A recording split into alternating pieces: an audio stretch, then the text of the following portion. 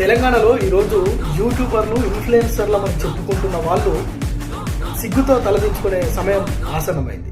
నిజంగా బండి భగీరథ్ విషయంలో వాళ్ళు చేసిన నిర్వాకం దరిద్రం అంతా ఇంత కాదు. ఈరోజు 26 మందికి తాకీదులు ఇచ్చే పరిస్థితి వచ్చిందంటే మన ఇన్ఫ్లుయెన్సర్లు మన జర్నలిస్టులు ఎంత దిగజారిపోయారు అనేది తెలుస్తుంది.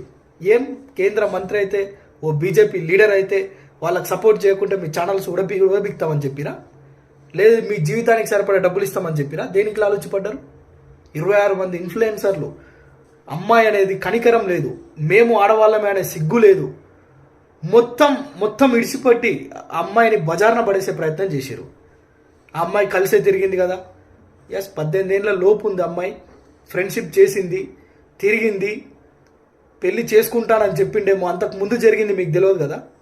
ఆ కుటుంబాన్ని మొత్తం బయట పడేసే ప్రయత్నం చేసిరు. ఈరోజు ఏమంత సిగ్గులేని పని చేయాల్సిన అవసరం ఉందా? జర్నలిజానికి తలవంపులు తెచ్చే పనులు చేస్తున్నాం అనిపిస్తలేదా?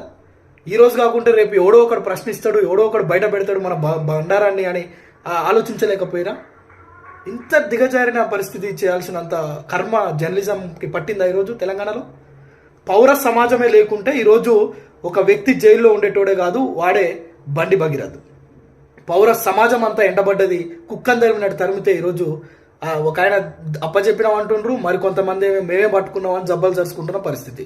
సరే చూద్దాం, లెట్స్ సీ. అంటే దీనికి విచారణ ఏం జరుగుతుంది, తర్వాత శిక్షలు పడేటప్పుడు మళ్ళీ మాట్లాడుకుందాం. కానీ జర్నలిస్టులు ఇన్ఫ్లుయెన్సర్లమని చెప్పుకుంటున్న వాళ్ళు చేసిన పని సిగ్గుచేట అనేది మాత్రం పౌర సమాజానికి అర్థమైంది ఈరోజు.